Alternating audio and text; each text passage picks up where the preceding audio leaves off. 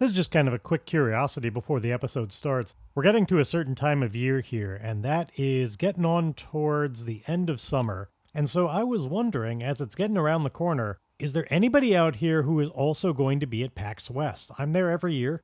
These days I work it as an enforcer, but during my time that I have to myself, I would love to get any opportunity. If anybody else happens to be at the show, I'd love to get to meet you, and or like maybe we could play some games together. I'd love to run a session, just like a quick one-off. Let me know. Anybody can be at PAX?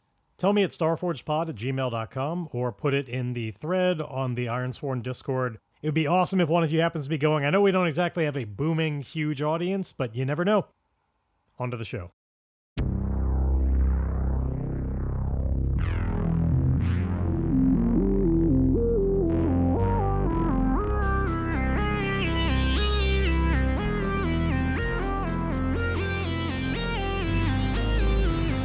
Stranded in space on a ship crashing into the atmosphere of an unknown planet, Emile Spencer knew that the only way to survive would be by his own wits and guile.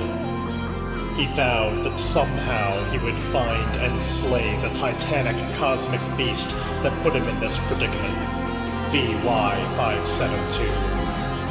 With every installment, we follow Emile's explorations and discoveries on this journey of revenge against all odds. I'm Midnight Jester, and this is the Left Behind Starforge series. Wouldn't you know it, there's another episode. I guess we better talk about the last one. What did happen in the last one? Well, after Newton's Folly exploded and took out a couple of big warships next to it, with, as we found out during the vignette, Magpie only narrowly escaping all of that, tumbling around through space inside of a broken piece of ship inside of a prison cell. Well, Emile was tumbling around in space trying to get his way back to the Beowulf. He was able to, with some computer jiggery-pokery, make it happen, got up to the Beowulf, was barely inside, and found out that he was going to be kept in quarantine.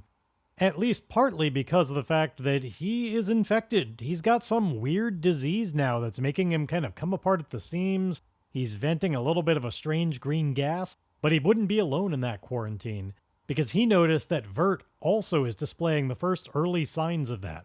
It seems Vert also got infected by whatever this is, and Emile got everybody to realize that Vert should also be kept in the airlock.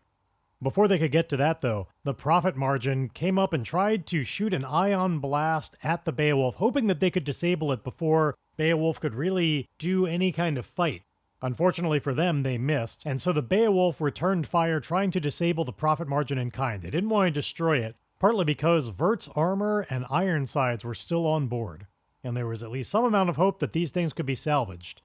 The plan was to try and overload their systems by shooting at the Quasar Array, making it process a lot of energy while it was too damaged to be able to really do that effectively.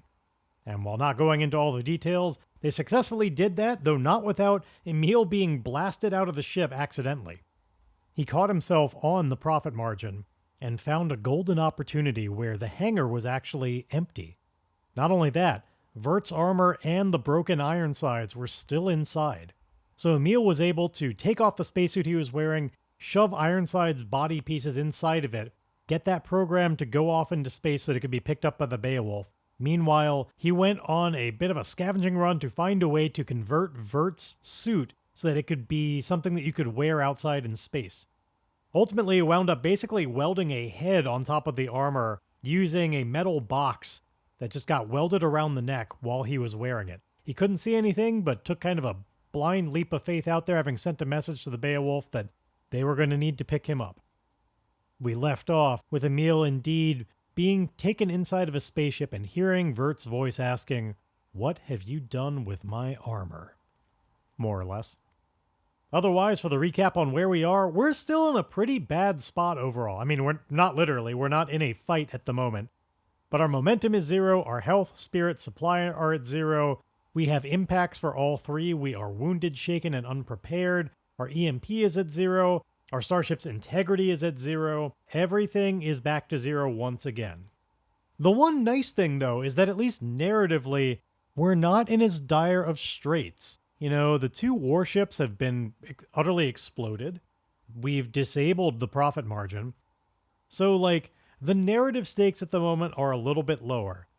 And in addition to that, we're really close to just finishing out this Rescue the Prisoners vow. We've got 9 out of 10 boxes. Like, we're definitely going to be making our final move on that, seeing how we did momentarily. But, we could use every last bit of momentum. So we should probably set a vignette here. And like last time, I don't really know what vignette I would like to do just yet. So we are going to roll on that table to get some inspiration. So the begin a session move tells us external factors create new danger, urgency, or importance for a quest. Now that last little bit there, for a quest, not the quest, but a quest, that really gets me thinking about how, when's the last time that we had any thought or checking into what's been going on with the Wooden Heart? We have this vow kind of churning along in the background where we made 4 progress on it towards the beginning, but really haven't made any progress anytime lately.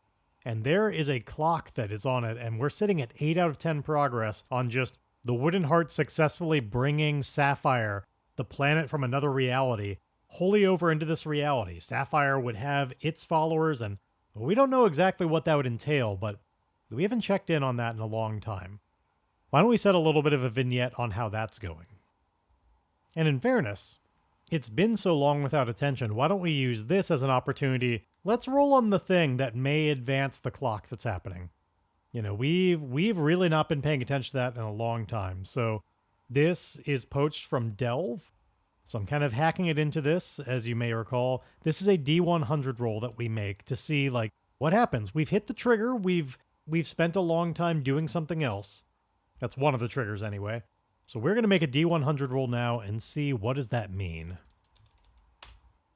Okay, I rolled a 6, and that means the threat readies its next step or a new danger looms. If you're in a position to prevent this development, you may attempt to do so. If you succeed, reach a milestone, otherwise mark menace. Now, I would love to come up with some way that we actually are in the right position to do that. Like, we know that they sent scouts out in all kinds of directions in order to move along this plan. Maybe some of them went in towards the terminus. We know that they were looking for the Chaos Crystal, and they found a huge one, and they were able to bring that back. I mean, we did nothing that would effectively stop that. They have the Chaos Crystal, but I doubt that's all they need. A huge Chaos Crystal is going to be part of the ritual, but maybe one of them is going to come through here for whatever reason, on their way back, or who knows. The tricky thing is we're trying to make a vignette happen with the, something is happening in the present. So these are probably going to be 2 slightly different ideas that I'm going to try together. I'm going to try and set a vignette that explains this progress that we may have a chance to stop. We'll see if I can pull that off. So let's explore a little bit about, what would that thing be that they would need in addition to the Chaos Crystal? What's our next MacGuffin? It could well be, an insane amount of power. I imagine maybe somebody had to come from Laztec or something, if we want to tie all this stuff back in. Laztec makes all kind of important technologies, and we know that Laztec has had secret projects involving making portals. Now, it's only through this space, but maybe somebody had a meeting with Laztec and the Terminus, where they could work together to combine, a huge amount of energy with a Chaos Crystal and their, secret, but to us not so secret, endeavors to try and make portal technology work. All this put together may be able to cross realities. Because we're going to be doing multiple things here, this vignette I think is going to be pretty short and to the point, and may not, I don't even know if I'm going to do any of this in character. We may just kind of describe this, but I think here's what it's going to be. We just see silently with maybe some cool music happening. This is going to happen in a montage. We see back in the past, all of the various ships leaving Anubis in all these different directions. They're going all over the place, and we wind up following one of them through, little bits and small adventures as they're crossing different galaxies and into areas that we don't know. And eventually, we see a ship landing at, Laztec headquarters. And I'm envisioning this as, I think Laztec probably has a Coruscant-style planet where, it's pretty small. In fact, maybe it's even just a moon, but the entire thing has been colonized. There is not one bit of nature left. It is just one big city and industrial complex. It's never ending all around this sphere, and it's all owned by Laztec. LazTech just like purchased the entire planet. They've made it theirs. They do their industry here. So on like one of the big platforms that you would land on in this massive, massive city, we see that ship that we're following land here, and we see like the tail end of this meeting where the cultist, who's probably not wearing, obvious cultist robes or anything like that, but some kind of signs that we see that mark them as somebody from Anubis. We know that Anubis has had people that have really, truly studied the power of iron, and especially iron that has had a vow sweared upon it. We know that they use those in order to make poisons and all kinds of weird shit. So I imagine anybody from Anubis would probably be pretty recognizable by just some of the like iron accoutrement that they wear. Maybe like a necklace that has like iron spikes hanging down all around it, shaped in a particular way, like little mini obelisks or something, just like dangling from different points along this necklace. And they're made of just like iron that has had vows sworn onto it, something like that. And so, they're not wearing ritual gear or anything, but they're wearing things that we know and LazTech would know, like, okay, you're an Anubis person. And they're having this conversation, and we see them strike this deal, and they're shaking hands over it. And perhaps even we see a great transfer of money. Oh, okay. And so what they need is going to be so massive, like, they're paying for, like, a huge delivery to come. Like, LazTech needs to bring this over to them. It's their own proprietary technology. They're not just going to let it out into the wild. LazTech is going to come over with this shipment.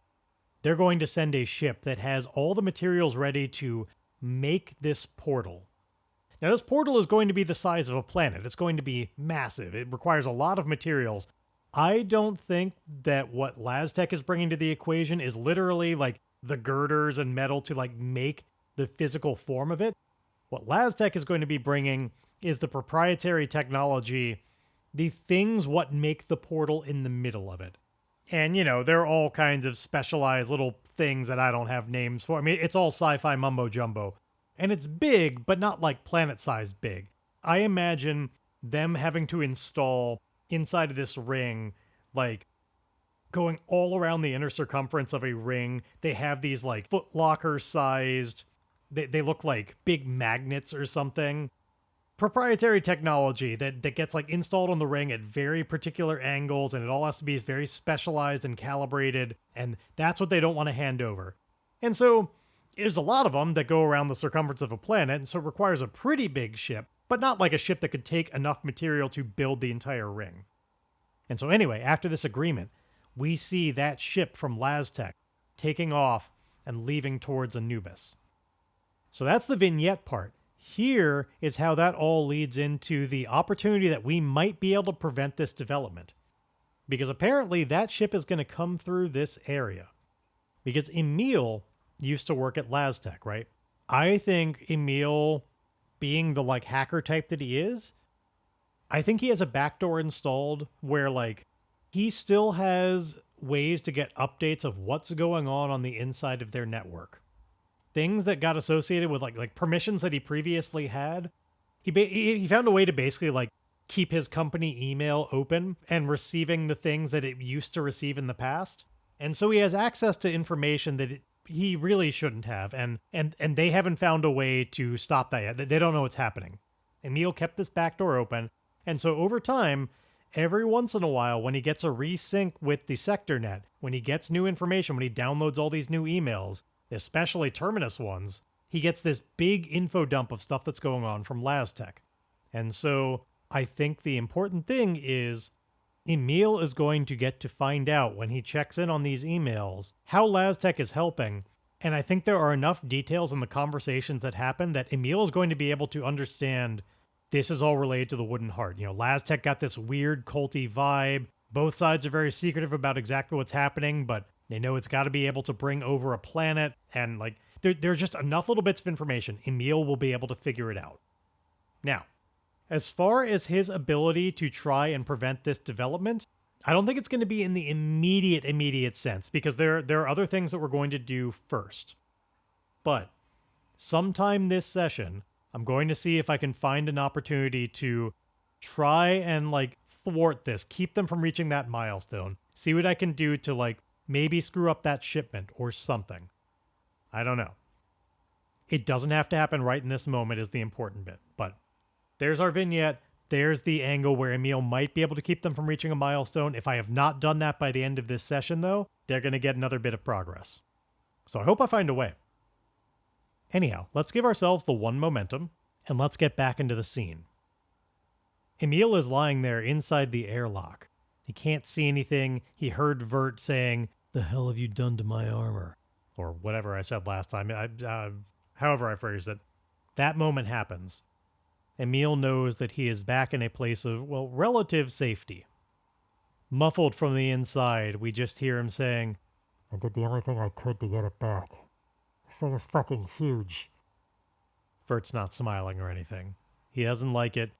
He doesn't like that Emile's wearing it. He just kind of growls out, "Get the hell out of my armor, Spencer."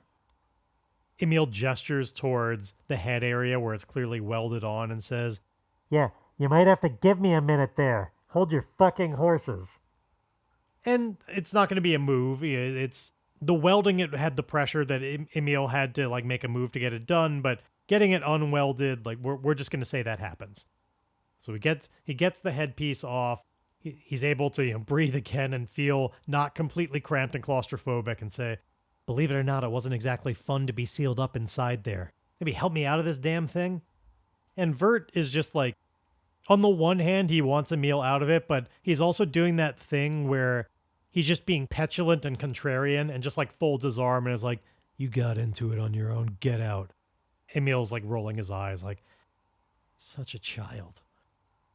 And as he's taking off this armor, he's going to say to Vert, "When I was floating around out there, waiting for the pickup, tried to keep myself distracted with anything I could.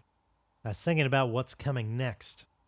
"I don't give a damn what you're thinking about, Spencer. Just get the armor off." "Well, that's the thing. This one pertains to you too. The reason we're both in here."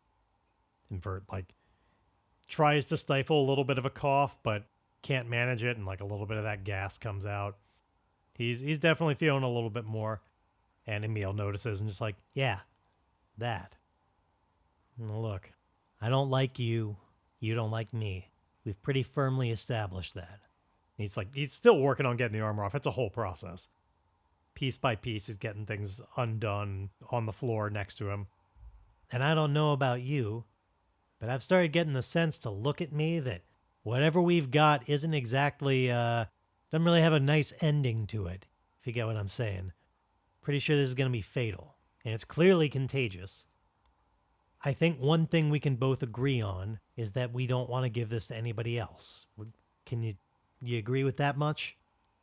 Despite being contrarian and everything, Vert is just like, "Of course I don't want to give it to anybody else. That's why I'm in here with you." "Right. Well, I'm not exactly looking to spend the rest of my life in an airlock. Got to start thinking about what's next. Pretty much anywhere we're going to go, there are going to be people, right?" "Why do you make all of this shit take so long? Just get to your damn point." "My point is, you asked me when we were on planet where I was going to take the Beowulf, because there was no home back on Cinder. And you blamed me, but you're right. Nobody's going back there anymore now that the jig is up. Well, last time it was there, it was still at least somewhat functional. If we can still make the artificial food, we still got a source of power. It's a habitable place, and importantly, nobody else would be living there. I think it would be the noble thing for the two of us to be dropped off on that planet where we can't harm anybody else. And, well, I did see you were studying some medicine here and there. I don't know, maybe we spend our days, see if we can find out what's going on with that. Maybe we can find a cure in that time. Or at least some way to slow it. Maybe we can find anything else out about it while not risking anybody else." "Great, so I use my rudimentary at best medical knowledge to work on this. What do you do? What, are you just my test subject or something?" I guess maybe, but I had a different idea in mind. You work on that. I continue working on my promise to dredge the Reacher up from the magma. The Reacher was a science vessel. Got all kinds of shit on there. Lots of research equipment, lots of information from all kinds of creatures studied to begin with. Hell, they may even have the answers on there for all I know. It's as good enough of a place to look as anywhere else, or at least get us started. Figure we get that dredged up, we see what we can find, and if we're lucky, maybe we cure it.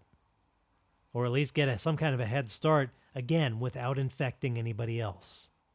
So what do you say? Vert, cranes his neck from side to side, kind of mulling it over. We hear joints cracking, and we hear, the stretching of muscle and stuff. And, of course, he's still wounded from being shot recently. Some of it is just, he's sore all over, and we see some of that. And Vert just goes, what do I think about that? I think you're bullshitting me. Why do you actually want the Reacher up? I don't buy this whole you think that there's some long shot hope that it's got a cure on board. Tell me the actual truth. Why do you want it? I'm guessing you're not going to accept just that I made a promise. Come on, man. All right, fine. You know what's on board the Reacher? They got information about this titanic cosmic space beast. We gave it the designation of VY572 back when I was serving on that ship. We chased it across the cosmos, and I don't know exactly what happened, but I know when we had our encounter, it fucked us up good, and it sent me spiraling down this path where nothing has been working ever since. My life has just been spiraling out of control ever since that encounter. And that ship has some of the answers of what happened and what do I need to know in order to destroy that damn beast. It's on there. I want to salvage that ship because if I'm dying, I want to take out VY572 on my way out. It's responsible for all of this. Given what's been going on lately, I guess the best way for me to destroy it would be to try and save it. And Vert has the smallest little grin at that self-deprecating joke. Or, well, maybe joke. Emile is, he is feeling shaken right now, and his spirit is at 0. So, he's kind of a downer at the moment. But that's what I really want. It may also have information about the cure. I don't know. We may get lucky. But that's what I want to find. I do still think it would be a legitimately noble and right thing for us to separate from society while we do that. And Cinder would be the right place to do that, where nobody else is going to be around anymore. So what do you say? You think we can share a planet? Here's what we're going to do. I think there are a few things going on here.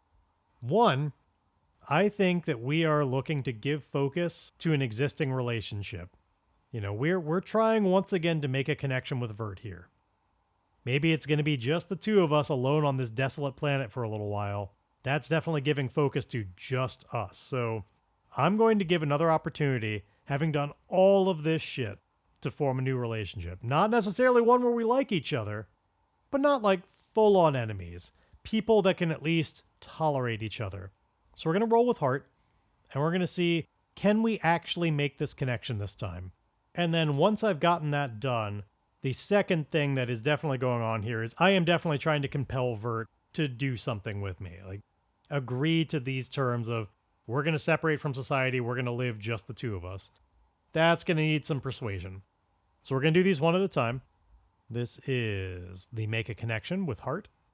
We get a weak hit. So we are going to make this connection, but it comes with a complication or cost. Envision what they reveal or demand. And then, of course, we get to give Vert an actual, a role, a rank. And then when we work with him on things, we're going to get that +1 and take 1 momentum on a hit. So before I give him the role and rank, let's think about what is the complication to this and cost. On top of everything that we've already established about this relationship, that is not exactly a very, loving one. Here's the complication. And it's going to all relate to this whole situation, this offer that Emile made, in such a way that I think we're actually not going to do the compel move. We're going to combine this all into one move, which is more elegant anyway. Vert is going to agree to do this. He agrees to do the whole thing where they quarantine themselves in a bubble on Cinder. They're going to live out of the old Concord base together working on these projects. However, if they wind up with a way off the planet and Emile tries to go leave and deal with VY572, if he tries to do any of that while they are still infected, Vert's going to kill him. At least he's going to try. Vert makes it perfectly clear, the point of this quarantine is that we don't spread it to other people. I don't think we're going to find a cure. Maybe we will, maybe we won't. Probably not. And if we're not cured and you try and leave that planet, I'm going to make sure that you can't spread it to anybody else. This ends with us. I'll be keeping my eye on you. We don't risk other people. We stay just the two of us until we have a cure. What if we need something from off-world in order to make the cure? Well, if I remember correctly, Concord had a connection to the sector net. If we need something from off-world, we put out the message and we get it delivered, but no leaving until we're cured. Don't let me catch you trying. So there we go. That's the agreement. That's the complication. Now we need to figure out a role and a rank for him. So I gave Dash, his buddy, the rank of dangerous, but honestly, less as a statement of what Vert is capable of and more as a statement of like how impactful he's been to the plot and like how much work we're going to have to put in order to ever maybe forge a bond with him. Like, because we are starting from such far places of really not liking each other, I think he should be formidable. Because we're really going to have to put the effort in to get any kind of good progress on that. So this is Vert. His role is going to be, let's see. We could lean in two directions on this. Obviously, right now, he is a very capable fighter. You know, he's got a big, heavy gun. He's got his power armor. Like, he is just a brute. He's good at that. But he wants to be better at other things. He's trying to learn to be a doctor, and he's trying to abandon those ways. So maybe it's accurate to say that's not where Vert would be helping us. He can do it, but he wouldn't be giving us a bonus on that, because that's not what he wants to use his skills to do. Especially now with this latest development, his role is going to be medicine. Now, I'd love to be more specific than that. What kind of medicine? You know, that's very broad to just say he helps with medicine. That could be first aid kind of stuff. That could be research. That could be surgery. That could, like, there's a lot of different ways we could take that. And while I don't know that we need to make it too narrow of like what kind of specialty he would have, you know, what kind of doctor would he be if he were being a doctor, but I'd love it to not just be as broad as that umbrella term. You know, we could, like, I could just go with the easy route and say, like, yeah, what he's doing is he's good at research. And I think here's what I'm going to do, because I want to properly represent that while he has been studying to be a doctor, he's only been doing it so long, he's not that good at it. He is interested, but he is not that well versed just yet. He's not a practicing physician. So I think what I'm going to claim this is, what he is talented at and what he would help us, he's read a lot of medical literature, so I think he will be good at researching medicine. He's read a lot, and he's become more literate in the, like, that lingo, because anybody who's ever had, like, a friend who is a doctor knows, like, they can speak an entirely different language, functionally. The specificity that they have is not the easiest for those who have not really broken into that world. This is representing that Vert has that understanding. He is not, you know, a microbiologist or anything like that, but he is going to be better at reading through, like, if they do find anything on the Reacher, Vert would be better at like parsing all of that information, synthesizing it into something that they actually understand. You know, it's going to be an uphill battle, but that's what Vert would be able to be helpful with. So we've added that in. And I think around this time, Emile has finally gotten all of the armor off. And he says, you know, on the one hand, I feel like having done all the effort to actually get this entitles me to keep it, but as a gesture of goodwill, and knowing that, of course, it is yours. Vert, I hope that it doesn't really have any relevance, but I want you to have your armor back. And he gives it back to him. And this is going to qualify as giving them something of worth. Because indeed, Emile didn't have to take any of this off, and Vert is kind of weak right now, being so injured. Emile probably could have, like, while wearing that armor especially, he could have overpowered Vert and kept it for himself. But he is going to give it over. We're going to develop this relationship. So we are going to get that first one full box for Vert as we hand this all back. And Vert says, it is the least that you could do, but, well, I've known you to do worse, so thank you. And he starts putting it back on. And I think, you know, as he gets the armor on, we see that just all the various support that it gives him, like he really starts looking better a lot less wounded once he has the armor kind of actively helping him out, and maybe even like supplementing his body with like little numbing agents and things like that, things that help him just keep going on. It's all calibrated to his body, and he's looking more himself once he has it on again. Now, as long as we're doing all this kind of wrap-up stuff, I mean, this may be kind of a bookkeeping session more than other things. We're at that kind of inflection point where there's some things we need to get finished up here. Because I also want to represent, while we're on the topic of giving people gifts, Emile got Ironsides back to the ship. That happened. He set it all up. There's no reason to really roll for it. He gave Dash a gift. Let's advance that as well. Like, let's develop that relationship, which gives us 2 full boxes. Dash is now at 8 out of 10. Like, he may be worthy of just forging that bond. Of course, we're about to complete a quest to his benefit. We're about to wrap up the prisoners escaping thing. That would advance us with Cypher and Dash. And, well, I suppose if Firestarter is still alive, with Firestarter as well. Let's find that out, because a lot of people died during the battle. Let's roll on an Oracle really quickly. A lot of Vault Hunters did die. Did Firestarter make it? I'm going to roll that on... Did they lose just like half? Should I just keep it as 50-50?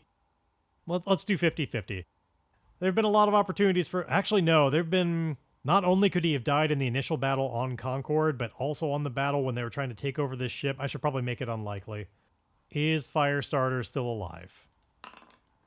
He is not, and in fact, I rolled a 95, which means he would have been dead even on almost certain. So, no matter what I did, if we left it up to chance, Firestarter would be dead. So, we're never going to finish that relationship, which is fine. I mean, we didn't abandon him or anything. We tried, but let's leave that one out. But, Cypher and Fern, and I suppose Vert as well, are all benefited by completing this quest. So let's be sure to make that official. I think, before we do, I think Vert still is in communication with the front of the ship. He's in quarantine, but they've got screens in here. They've got like a telescreen in here that they can communicate with the people that are in charge. Like, we'll just say that Dash is the one piloting now that Vert is in here, and they're all in communication about what comes next. And Dash certainly is thanking Emile for getting Ironsides back, and like, it's a shame that he's all broken like this, but he's fixed him once before. He's certain that he can fix him again. Like, it's all in good time. There is question though about, like, now that all of that is off, the last of the Vault Hunter ships is disabled. Should we just destroy it? And here's where I do want to make a compel move, because Emile doesn't want that to happen. And the reason is the other Emile. While they're discussing all of this, Emile chimes in and says, "Please don't destroy it." And up until that point, I think everybody was talking about is like, why, like, we might as well. Like, why would we not at this point? And there's an expectation for Dash is like, "What are you saying? That it would be a waste of time?" No, I think we have all the time to do it. I don't think reinforcements are coming or anything like that. But there's somebody on that ship that he's like a clone or something. He's just like me. He's identical. There's another Emile on there. I don't know what's going on. And I don't want to kill him if I don't know. Feel like, while it's not my biggest priority at the moment, someday I'd like to know what's happening with all that. If we kill him, that's one less avenue I have in order to explore it. So please, I put in a lot of work to try and rescue people here. Please just do me the kindness of don't kill the other me. Let's just get out of here, okay? But there are a lot of pretty bloodthirsty people around here in the cockpit in addition to Dash. People that have been held prisoner by that guy, and like he was an intimidating asshole. Like, they want revenge, absolutely. And a lot of Vault Hunters have died. Newton's Folly exploded. Like, this is definitely going to require a compel. They may just destroy him right now. So this is definitely a heart move as Emile tries to convince them, like, don't just destroy this ship just because. Please. There we go. We only have one momentum. We can't really rely on that. Let's see how the dice treat me. Miss with a 6-6 match. They refuse or make a demand that costs you greatly. Pay the price. It's a miss with a match. They're definitely killing him, right? Like, they refuse. It happens like right away. They're like, the consensus on the ship is basically like, no, we had an agreement. You're not in charge here. We don't care what you think, and you're an asshole. So is that guy. Must run in the genetics or something. Like, you're lucky we're not killing you too. What should the match be? I mean, I think I have an idea. I think, they're sitting here in the airlock, right? One of the other Vault Hunters that was on, like, Team Vert is going to say, you may have done a lot of things to try and rescue us, but they weren't good enough. So many people died along the way. All of Newton's Folly died. The Vault Hunters are fractured, practically destroyed. We don't have a home to go back to. Like, you took everything from us. And so you are going to watch as we blow up the other ship. And despite all of the attempts to try and extend any kind of olive branch, like, Vert and Emile still aren't exactly on good terms. And Vert, it doesn't get patched over that quickly. And so Vert, now back in his power armor, says, I gotta say, Spencer, it sounds pretty reasonable to me. And he grabs Emile, not trying to hurt him or anything, but definitely overpowering him. Like, Emile is not strong. Vert is now back in this power armor, easily is able to keep Emile from moving, has him shoved up against the window of the airlock, and they orient the ship so it's got a perfect view. And Emile sits there and watches as they just, like, do this heavy cannon fire right on the ship, just over and over again, laying into it, and the ship is just destroyed in front of them. And the reason this is why it's a match is, I think the moment that the other ship is destroyed, when the profit margin blows up with the other Emile on board, there is a weird kind of metaphysical connection between the two of them. And Emile is going to suffer some intense spirit loss. I think it's like he's experiencing one small piece of his own death and, like, feeling both dying and being alive at the same time. And so I think this is worthy of, like, a full 3 hit to spirit. This is some weird metaphysical shit that he's never experienced before. And unfortunately, we don't have any spirit to lose. So this is going to come straight from our momentum. We're going all the way down to -2, that really sucks. I definitely didn't want to do that, but here we are. And in addition, we need to endure stress. Now, we're already shaken here. This could definitely be, it would be a fitting moment for it, but this could traumatize us. Let's see. We're going to endure stress. We have a heart of 2, which at least we still get to roll that. Let's see what happens. It seems almost perfect that our momentum is at -2, and I did roll a 2, so the die got canceled. This is a miss. Now, to be clear, it actually would have been a miss even without the die being canceled. Like, it just, the challenge dice came to play. It was a 10 and a 6. We wouldn't have hit them anyway, but it's worse than you thought. Suffer an additional -1 spirit, or lose momentum -2. And if our spirit is 0, which it is, you must also mark shaken or traumatized, or roll on the table below. So we're already shaken, so we would have to mark traumatized, or roll on that table. Be clear, that table's got some bad stuff on it.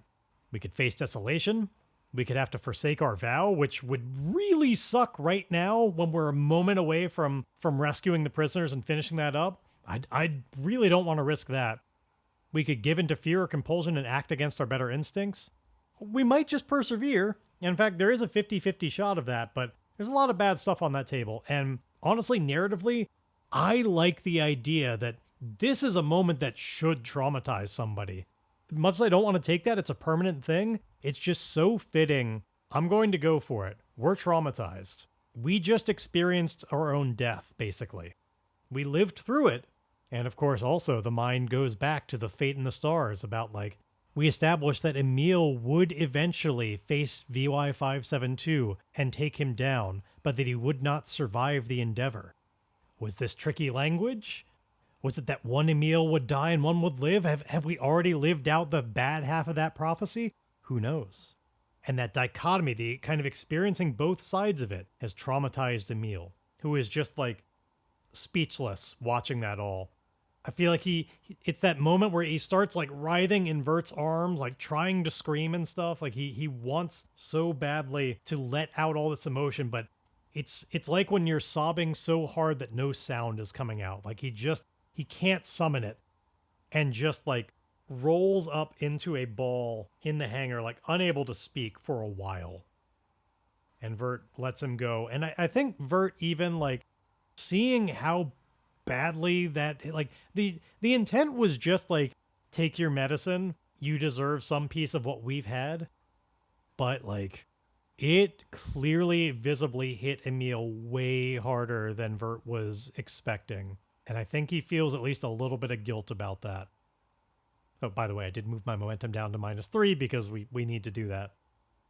Emile feels terrible, nonverbal, and the Beowulf sets off to just leave this sector. And we've been through this before.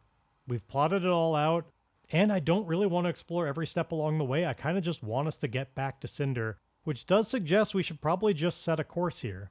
Unfortunately, our supply is 0, so that will very likely be a miss, especially with our momentum so low. So I'm a little bit torn on what I want to do in that regard. But one way or another, as they're leaving the sector, I think first this is worthy of let's fulfill this vow. Because now that all of the ships here are destroyed, there's no danger anymore to their immediate concerns. Like, he has rescued the prisoners. They're not going to prison. We've reached the end of the quest. So we're rolling against 9 progress here. At least this will probably go well. Here's hoping. And indeed, a 7 and a 2, but that means it is a strong hit. Your vow is fulfilled. Mark a reward on your quest legacy track. This was formidable, so we get 1 full box on our quest legacies. That's obviously going to give us 2 more bits of experience, and we still have 1 left over we haven't used. We've got 3. We could buy a new asset at this point if we wanted to, and we could certainly easily upgrade one of the ones we have, but we are in a good state here to maybe buy a new one. I'll have to think on that a little bit. But finally, we can close off this quest. Completed. Now back to the problem at hand. I don't narratively feel like exploring the entirety of that to Cinder. We've done it. I just kind of want to zoom ahead to that. But also, I don't want to just set a course right now. So here's what I'm thinking. We are currently in the Terminus. And that's kind of a problem. Like, we're still in Imperium, their neck of the woods. Maybe what we need is just to undertake an expedition that's much smaller rank just to get out of the Terminus. That might even just be a troublesome, because we're barely in the Terminus. We could get to there, hopefully have some opportunities to build up our supply beforehand. Oh, wait, of course. The planet, there are no ships left. We can resupply. They were trying to. Now the profit margin and the warships are gone, nobody would be able to stop us from doing that. They would absolutely resupply there. There are still the ruins around. Let's make that recover move, and then we might indeed have the proper amounts to just set a course and get ourselves home. So resupply. This is indeed going to be a wreck, ruin, or abandoned place. Like the whole planet it's a ruined place. Like, we'd be able to benefit from our scavenger asset on this. We're resupplying, we'd get to add +1 and take 1 momentum on a hit. I think, like, enough time happens that Emile isn't just, like, in the fetal position doing this, but he's definitely still not talking to anybody. I think we get him to a state where he's just, like, speechless, head down, mindlessly, like, and numbly doing this task, finding the things. He's kind of, like, reverted back into just what he can do on his own, like, finding the stuff, wandering around so that they can get what they need to get home, and just, like, trying to keep the bad thoughts out. Like, he can barely collect his thoughts, really.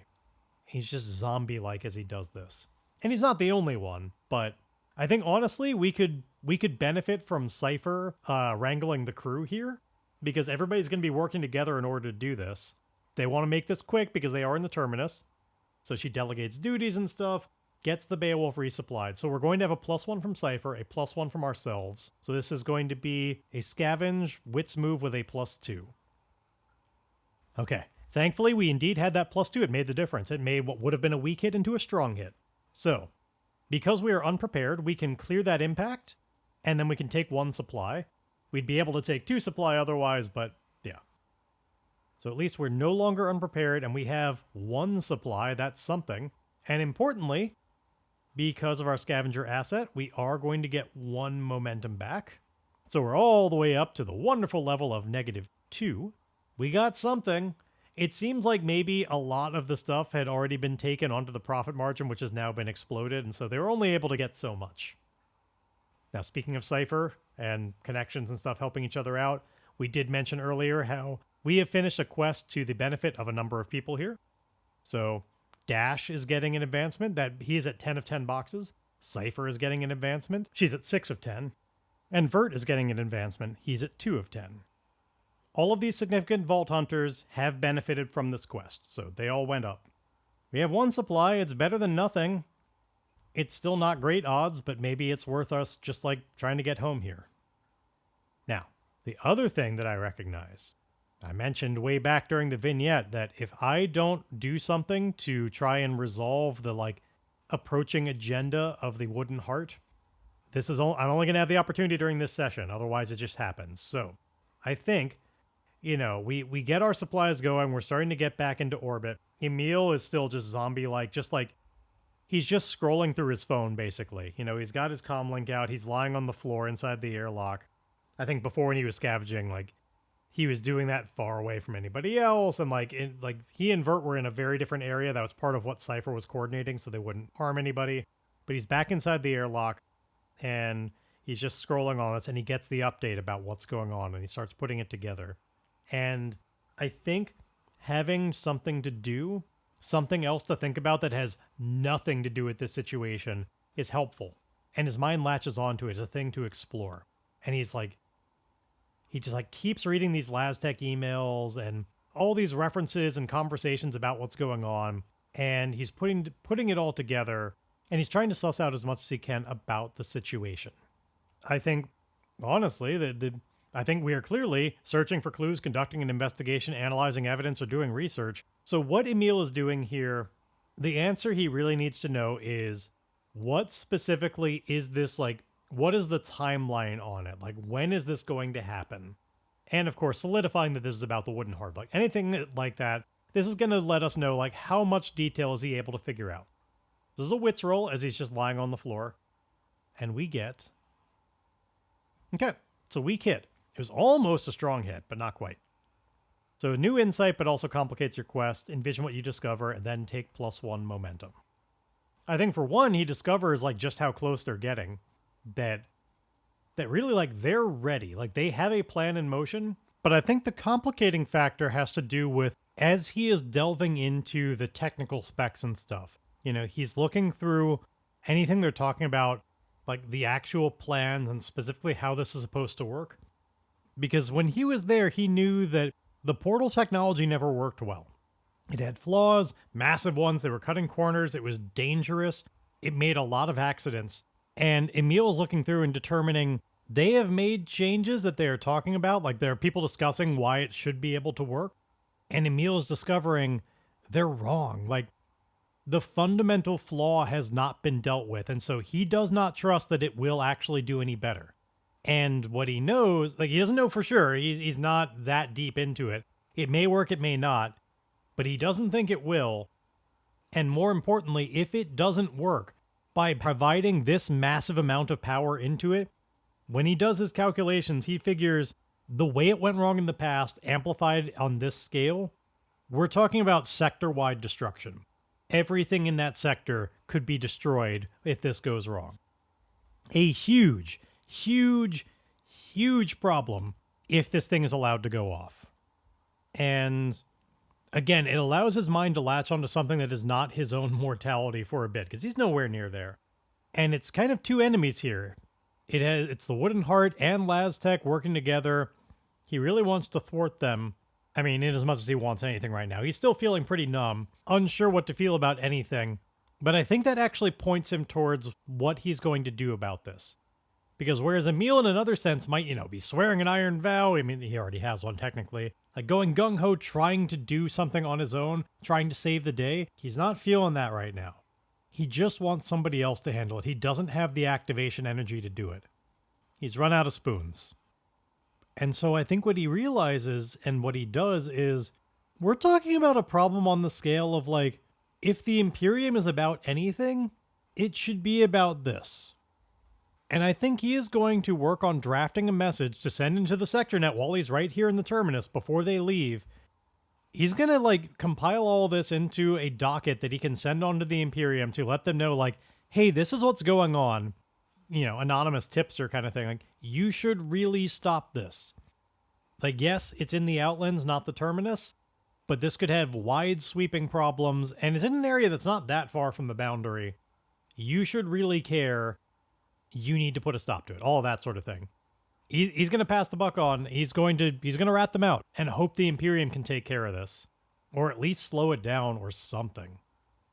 So, we're going to take our 1 momentum now that we know what the problem is. We're up to -1, and here's what I'm thinking. I think I'm going to secure an advantage here as Emile takes the time to really compile and think through his process of, like, what is the pertinent information? What's going to be the most convincing argument? He's putting together all of the best qualifying information that, like, things that prove this is definitely actual, like, it comes from within the company. He's putting it all in a good order, collating it, making it so that, like, the argument presents itself. He's adding in the right information to make sure that they understand what the scale of the devastation, but that it's all presented in a way that the Imperium will be able to have their experts look into and know what he's saying, what the problem is, how quickly it's coming, and not think it's all just some lie. Like, this is something to take seriously and something that should go to the top of the pile. Like, they shouldn't wait on even getting to this. He's doing everything he can to prepare that to get it the best chance of actually being paid attention to. And I think that's a wit's role. I mean, that's expertise, that's focus, that's observation, that's knowing how to give a logical argument here. I'd love to give myself the best chance possible here so we can start coming out of this momentum problem that we have. Is there any way that I can justify doing this with a computer program? I don't think so. I mean, we don't need a computer to do this complex function, and I don't think Emile has the activation energy to even code something to do that. He's like lying on the floor, kind of swiping things around, doing the best he can with the faculties he has left, which is not a lot. But we are securing an advantage with wits, and that is at least a good stat, so let's see how this goes. All right, it's a weak hit. Had I not rolled a 10 on one of the dice, it would have been a strong hit. We actually rolled really well. We got a 9, but, one of the dice was a 10. What are you going to do? We can take 2 momentum, or we can get 1 on our next move, not a progress move. Now, okay. I feel like I'm torn in 2 directions here.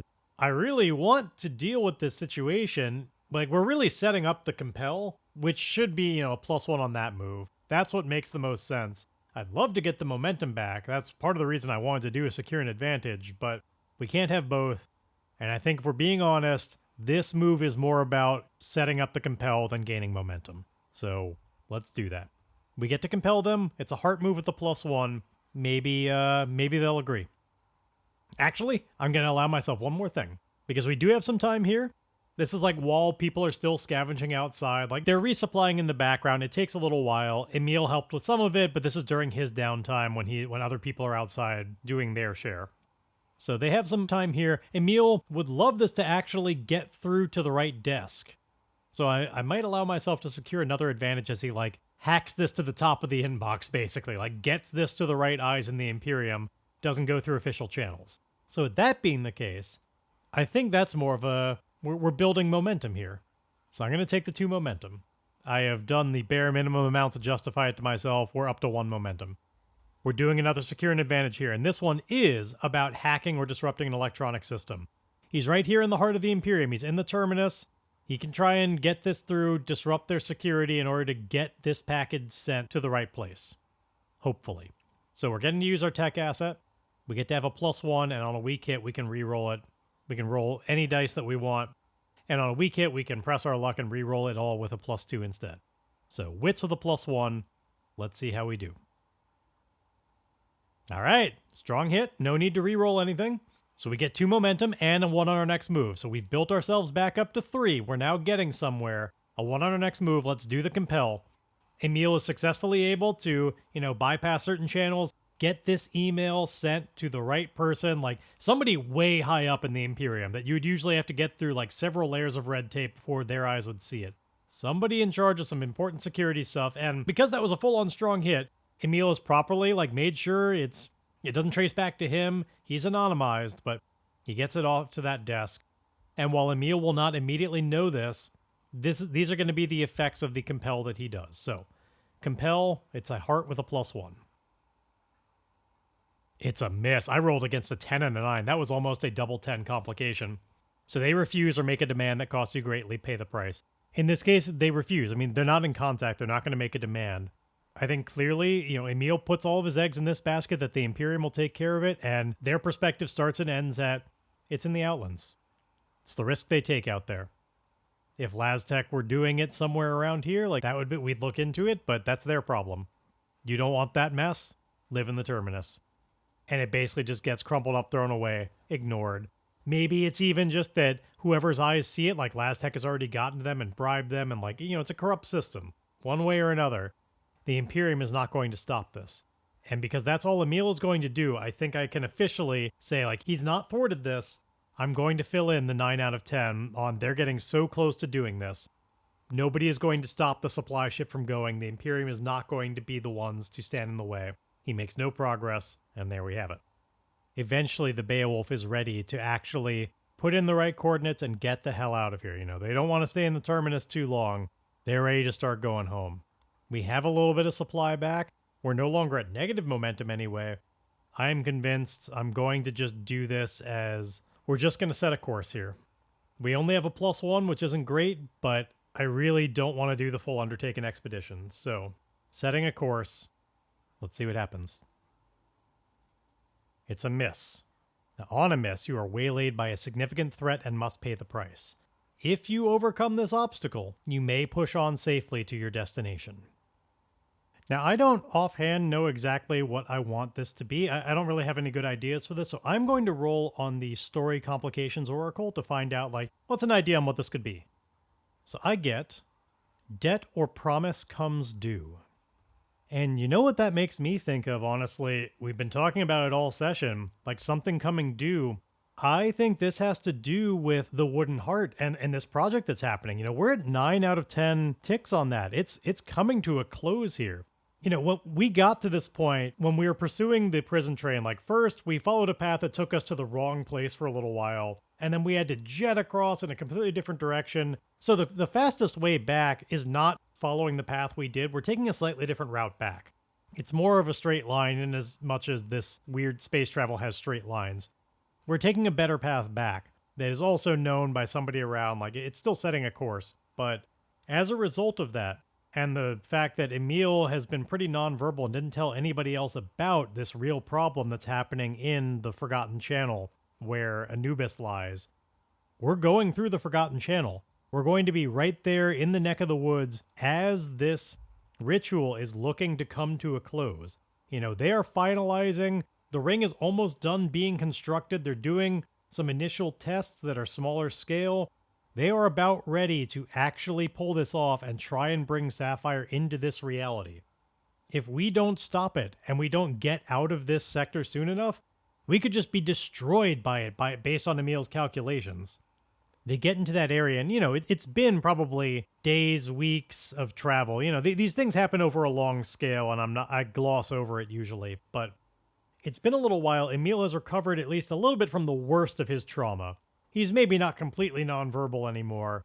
He's not just curled up in a ball the entire journey. He's gotten past the worst of it, though he is still traumatized. It's there, but he's paying more attention to the world, and he does get that feeling.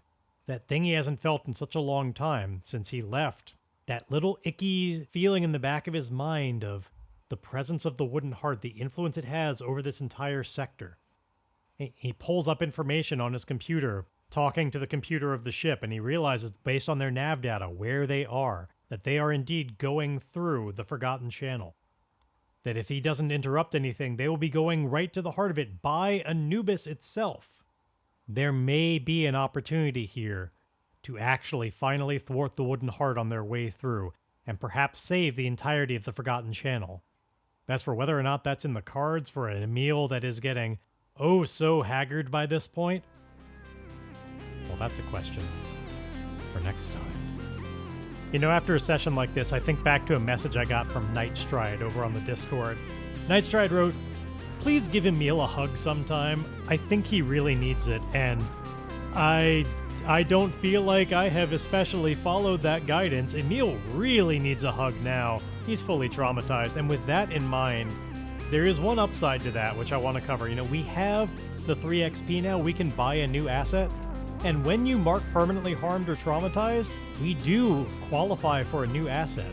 A deeds asset. I've never actually qualified for one before. I've never played a game long enough to get there. I am indeed going to purchase the deed Survivor, once you mark traumatized or permanently harmed. And so the starting ability we get from it is when you are haunted by past experiences and must endure stress, you may lose momentum -1 before rolling as you attempt to find focus or calm. If you do, re-roll any dice. On a strong hit, take +1 momentum. I'm gonna buy this asset, partly just because I'm so happy to have qualified for a deeds asset, but also it's gonna help a little bit with some of the damage we have from being traumatized. And it's just a new part of Emile that I want to explore a little bit. I think that's going to start becoming the way we pay the price a little bit more often. We're going to see these moments where he's reminded of his own mortality and having experienced some portion of it firsthand. He's going to have some PTSD to that. And I'm going to do my best as, a person putting things out for a hopefully broader audience on the internet to treat that kind of trauma and PTSD respectfully. Please do let me know if you feel like I'm ever doing this in a way that's a disservice to people that have experienced real trauma. I've certainly had some share in my life, and while there's no sense in comparing traumas and saying whose is worse, trauma is trauma, I'm still only one person, and I can always use the opinions of outsiders to know whether or not you feel like this is being done in a respectful manner, because that is important to me. In addition to that, it's an aspect of this character I want to explore a little bit more, so I'm taking Survivor. Now, let's end with something a little bit cheerier, because we've had some real downers this session. Even though we are finding success, things are just really bad for Emile. I want something that's just a little bit happier. So for this week's prompts, let's go with a favorite dessert. I want a really delicious sounding dessert described by the descriptor and focus of hostile and wreckage. This is going to require some real creativity. Maybe that's the name of it. Maybe it's vaguely how it looks, but for whatever reason, Hostile Wreckage is a really wonderful, decadent, lovely dessert. It's inspired by that, and I need you to tell me how that becomes true. So send me your ideas, starforgedpod@gmail.com, or of course, you can leave me a message in the ongoing thread that we have on the Ironsworn Discord. I certainly look in both places. Every once in a while, at least checking in to see if anybody has left any more ratings or reviews on iTunes and Spotify. Of course, as we've discussed in the past, if you do leave a review, let me know that you did that. I will roll with a bonus based on how many stars you give, and depending on how that goes, miss, weak hit, or strong hit, I will play you a song based on whatever you say you'd like the strong hit version of it to be. I will modify what it becomes on a weak hit and a miss. Just let me know what's the best outcome of this. And otherwise, while this should not affect your listening schedule, I have banked some things to make sure that this should go on uninterrupted. I am just personally about to take a little bit of a hiatus here. Not hiatus is probably too strong. Vacation. I'm going to be off for the next few weeks, not really thinking about this show at all. So I'm going to have a little bit of a break. I hope that from your perspective it's completely seamless, but it'll be nice for me to just step away for a bit, come back with a fresh perspective, and hopefully we'll continue to move into some interesting new places in this game. But in this moment, we're going to move on to the part where I say, play me out, music.